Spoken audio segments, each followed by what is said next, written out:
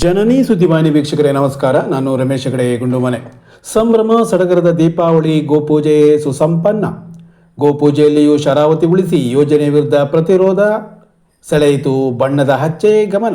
ತಾಲೂಕು ಕಚೇರಿಯಲ್ಲಿ ಕಿತ್ತೂರು ರಾಣಿ ಚೆನ್ನಮ್ಮ ಜಯಂತಿ. ತಹಸೀಲ್ದಾರ್ ರಶ್ಮಿ ಮಾತು. ನಮ್ಮ ಸಂಸ್ಕೃತಿಯ ಹೋರಾಟಕ್ಕೆ ಹೆಸರು ರಾಣಿ ಚೆನ್ನಮ್ಮ. ಅಕ್ಟೋಬರ್ 26ರಂದು ಯಕ್ಷಕೃತಿ ಬಿಡುಗಡೆ ಕಾರ್ಯಕ್ರಮ ನಡೆಯಲಿದೆ. ನೃತ್ಯ ಭಾಸ್ಕರ ಸಭಾಂಗಣ.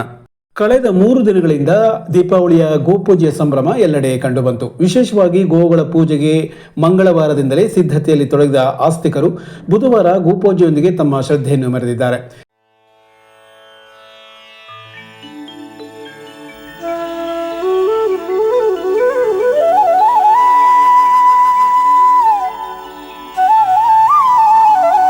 ಇನ್ನು ದೀಪಾವಳಿಯ ಗೋಪೂಜೆಯಲ್ಲಿ ಗೋವುಗಳನ್ನು ಶೃಂಗರಿಸುವುದು ಸಹಜ. ಇದು ಅನಾದಿಯಿಂದಲೂ ನಡೆದು ಬಂದ ರೂಢಿಯೇ ಹೌದು. ಈ ನಡುವೆ ಶಿವಮೊಗ್ಗ ಜಿಲ್ಲೆಯಲ್ಲಿ ರೂಪಿತವಾಗಿರುವ ಶರಾವತಿ ಪಂಪ್ ಸ್ಟೋರೇಜ್ ಯೋಜನೆಯ ವಿರುದ್ಧದ ಒಂದಿಲ್ಲೊಂದು ರೀತಿಯ ವಿರೋಧ ಗೋಪೂಜೆಯಲ್ಲೂ ಕಂಡುಬಂದಿದ್ದು ವಿಶೇಷವಾದದ್ದು. ಜನರು ಗೋಪೂಜೆ ವೇಳೆಯಲ್ಲಿ ಶರಾವತಿ ಉಳಿವಿನ ಕುರಿತು ಗಮನ ಸೆಳೆದಿದ್ದಾರೆ. ಜಿಲ್ಲಾ ರೈತ ಸಂಘದ ಅಧ್ಯಕ್ಷ ದಿನೇಶ್ ಶಿರ್ವಾಳ ತಮ್ಮ ಮನೆಯ ಗೋವುಗಳಿಗೆ ಶೃಂಗರಿಸುವಾಗ ಸಾಂಪ್ರದಾಯಿಕ ಬಣ್ಣದಲ್ಲಿ ಶರಾವತಿ ಉಳಿಸಿ ಹಾಗೂ ಪಂಪ್ ಸ್ಟೋರೇಜ್ ನಿಲ್ಲಿಸಿ ಒಕ್ಕಣೆಯೊಂದಿಗೆ ಯೋಜನೆಗೆ ತಮ್ಮ ವಿರೋಧದ ನಿಲುವನ್ನು ಇಲ್ಲಿಯೂ ಸ್ಪಷ್ಟಪಡಿಸಿರುವ ಮೂಲಕ ಗಮನ ಸೆಳೆದಿದ್ದಾರೆ.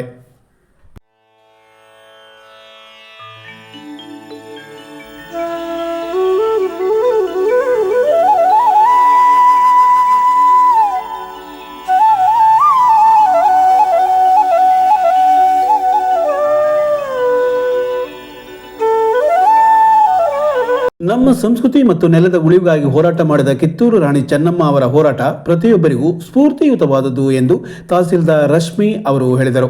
ಗುರುವಾರ ತಾಲೂಕು ಆಡಳಿತ ತಾಲೂಕು ಕಚೇರಿ ಸಭಾಂಗಣದಲ್ಲಿ ಏರ್ಪಡಿಸಿದ್ದ ಕಿತ್ತೂರು ರಾಣಿ ಚೆನ್ನಮ್ಮ ಜಯಂತಿ ಕಾರ್ಯಕ್ರಮ ಉದ್ಘಾಟಿಸಿ ಅವರು ಮಾತನಾಡುತ್ತಿದ್ದರು. ದತ್ತು ಮಕ್ಕಳಿಗೆ ಹಕ್ಕಿಲ್ಲ ಎನ್ನುವ ಬ್ರಿಟಿಷರ ನೀತಿಯ ವಿರುದ್ಧವೂ ಹೋರಾಡಿದ ಆಕೆ ಸಾಮಾಜಿಕವಾದ ಬದಲಾವಣೆಗೆ ಕಾರಣರಾದವರು ಎಂದು ಹೇಳಿದರು. ಕನ್ನಡ ಸಾಹಿತ್ಯ ಪರಿಷತ್ ಅಧ್ಯಕ್ಷ ವಿ.ಟಿ. ಸ್ವಾಮಿ ಕಿತ್ತೂರು ರಾಣಿ ಚೆನ್ನಮ್ಮ ಕುರಿತ ವಿಶೇಷ ಉಪನ್ಯಾಸ ನೀಡಿದರು. ಪಂಚಮಸಾಲಿ ಸಮಾಜದ ಅಧ್ಯಕ್ಷ ಗಂಗಾಧರಪ್ಪ, ಕಾರ್ಯದರ್ಶಿ ಪ್ರವೀಣ್, ಬಾಲಕೃಷ್ಣ, ತೋಯಗಾಕ್ಷಿ, ಫರ್ನಾಂಡಿಸ್, ಮೋಹನ್ ಮತ್ತಿತರರು ಈ ಸಂದರ್ಭ ಹಾಜರಿದ್ದರು.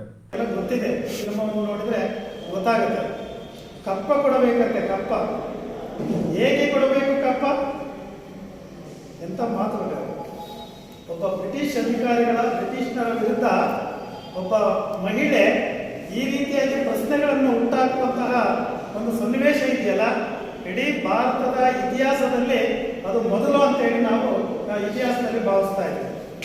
ಹಾಗಾಗಿ ಕಿತ್ತೂರು ಚೆನ್ನಮ್ಮ ಒಂದು ಚಿಕ್ಕ ಹಳ್ಳಿಯಾದ ಸಮೇತರು ಇಡೀ ಭಾರತದ ಇತಿಹಾಸದಲ್ಲಿ, ಪ್ರಪಂಚದ ಇತಿಹಾಸದಲ್ಲಿ ಅತಿ ಹೆಚ್ಚು ವೀರ ರಾಣಿಯಾಗಿ ಗಳಿಸಿಕೊಂಡಿರುವಂಥವರು ಕಿತ್ತೂರು ಚೆನ್ನಮ್ಮ. ಅಕ್ಟೋಬರ್ 26ರಂದು ಶ್ರೀ ರಾಜರಾಜೇಶ್ವರಿ ಕುಪಾಪೋಷಿತ ಯಕ್ಷಮೇಳ ಗುಂಡುಮನೆ ಇಲ್ಲಿನ ನೃತ್ಯ ಭಾಸ್ಕರ ಸಭಾಂಗಣದಲ್ಲಿ ಏರ್ಪಡಿಸಿರುವ ವಿಜಯ ಶೀರ್ಷಿಕೆಯ ಸರಣಿ ತಾಳಮದ್ದಲೆಯ ಸಮಾರೋಪ ಕಾರ್ಯಕ್ರಮದಲ್ಲಿ ರಮೇಶ್ ಹೆಗಡೆ ಗುಂಡುಮನೆ ವಿರಚಿತ ಶ್ರೀ ಲಲಿತಾ ದೇವಿ ವಿಜಯ ಎನ್ನುವ ಯಕ್ಷಕೃತಿ ಬಿಡುಗಡೆಗೊಳ್ಳಲಿದೆ. ಇದು ಅವರ 29ನೇ ಯಕ್ಷಕೃತಿಯಾಗಿದೆ. ಅಂದು ಸಂಜೆ 4:25ಕ್ಕೆ ಯಕ್ಷಕೃತಿ ಬಿಡುಗಡೆ ಕಾರ್ಯಕ್ರಮ ನಡೆಯಲಿದ್ದು, ಯಕ್ಷಗಾನ ವಿದ್ವಾಂಸ ಡಾಕ್ಟರ್ ಶಂಕರ್ ಶಾಸ್ತ್ರಿ, ಸಂಸ್ಕೃತ ಉಪನ್ಯಾಸಕ ವಿದ್ವಾನ್ ಗಜಾನ್ ಭಟ್ ರೇವಣಕಟ್ಟ, ಯುವ ಸಾಹಿತಿ ಸುಜನ್ ಗಣೇಶ್ ಹೆಗಡೆ ಕೃತಿಯ ಕುರಿತು ಮಾತನಾಡಲಿದ್ದಾರೆ. ಸಂಜನಾ ಆರ್ ಹೆಗಡೆ ಗುಂಡುಮನೆ ಮತ್ತು ಚಂದನಾ ಗುಂಡುಮನೆ ಪುಸ್ತಕ ಬಿಡುಗಡೆ ಮಾಡಲಿದ್ದಾರೆ. ನಂತರ ಸರಿಯಾಗಿ 5 ಗಂಟೆಗೆ ಸರಣಿ ತಾಳಮದ್ದಲೆ ಶ್ರೀ ಲಲಿತಾ ದೇವಿ ವಿಜಯದ ಪ್ರದರ್ಶನ ನಡೆಯಲಿದೆ. ಹಿಮ್ಮೇಳದಲ್ಲಿ ಭಾಗವತರಾಗಿ ಸೂರ್ಯನಾರಾಯಣ ಹೆಗಡೆ, ಸುಜನ್ ಗಣೇಶ್ ಹೆಗಡೆ, ಮದ್ದಲೆಯಲ್ಲಿ ಶ್ರೀವತ್ಸ ಭಾಗವಹಿಸಲಿದ್ದಾರೆ ಹಾಗೂ ಅರ್ಥಧಾರಿಗಳಾಗಿ ಅರುಣ್ ಬೆಂಟೊಳ್ಳಿ, ರವಿಶಂಕರ್ ಭಟ್, ಅಶೋಕ್ ಕುಮಾರ್ ಪಾಲ್ಗೊಳ್ಳುತ್ತಾರೆ. ತದನಂತರ ಸರಣಿ ತಾಳಮದ್ದಲೆ ಸಮಾರೋಪ ಕಲಾಭಿವಂದನೆ ಕಾರ್ಯಕ್ರಮ ಕೂಡ ಜರುಗಲಿದೆ. ಈ ಬಾರಿಯ ಸರಣಿ ತಾಳಮದ್ದಲೆ ಭಾಗವಹಿಸಿದ ಎಲ್ಲ ಕಲಾವಿದರನ್ನು ಗೌರವಿಸುವ ಈ ಕಾರ್ಯಕ್ರಮದಲ್ಲಿ ಯಕ್ಷ ಪೋಷಕ ಬಿ.ಎಸ್. ಕೃಷ್ಣ ಅವರು ಅಧ್ಯಕ್ಷತೆ ವಹಿಸುವರು ಮತ್ತು ಗಣಪತಿ ಅರ್ಬನ್ ಕೋಆಪರೇಟಿವ್ ಬ್ಯಾಂಕ್ ಅಧ್ಯಕ್ಷ ಆರ್. ಶ್ರೀನಿವಾಸ್, ಹವ್ಯಕ ಒಕ್ಕೂಟದ ಅಧ್ಯಕ್ಷ ಕೆ.ಆರ್. ಗಣೇಶ್ ಪ್ರಸಾದ್, ಜಿಲ್ಲಾ ಪಂಚಾಯತ್ ಮಾಜಿ ಸದಸ್ಯ ಹೊನಗೋಡು ರತ್ನಾಕರ್ ಮತ್ತಿತರರು ಈ ವೇದಿಕೆಯನ್ನು ಹಂಚಿಕೊಳ್ಳಲಿದ್ದಾರೆ ಎಂದು ವಂಶವಾಹಿನಿ ಪ್ರಕಟಣೆಯಲ್ಲಿ ತಿಳಿಸಿದೆ. ನಮಸ್ಕಾರ.